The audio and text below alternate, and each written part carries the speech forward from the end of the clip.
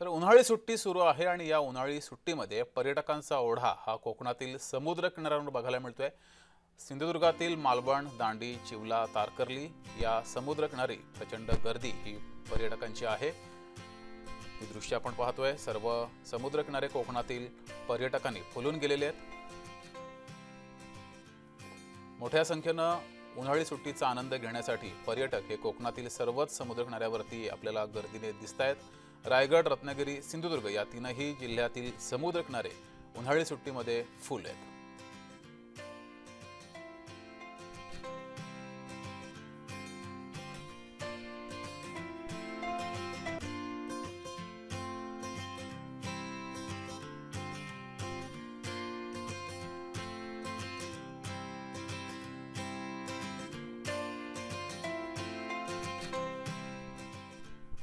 कोकणातील सर्व समुद्र किनारे आहेत ते सध्या पर्यटकांच्या गर्दीने फुललेले पाहायला मिळतात। सध्या उन्हाळी सुट्ट्या आहेत आणि त्याचा आनंद आहे तो घेण्यासाठी मोठ्या प्रमाणात पर्यटक, देश विदेशातील पर्यटक सध्या कोकणातील समुद्र किनाऱ्यांवर गर्दी करत आहेत। मी सिंधुदुर्गमधील मालवण, दांडी या किनारी आहे आणि इथे बघितलं तर मोठ्या प्रमाणात जे पर्यटक आहेत ते दाखल झालेले आहेत। हजारो पर्यटकांनी हा जो किनारा आहे तो पूर्णतः बहरून गेलेला पाहायला मिळतोय आणि इथल्या ज्या सागरी जलक्रीडा आहेत त्याचा आनंद इथले पर्यटक हे घेताना दिसत आहेत। छत्रपती शिवाजी महाराजांचा जो किल्ला आहे त्या किल्ल्यालाही मोठ्या प्रमाणात पर्यटक पसंती देताना पाहायला मिळत आहेत।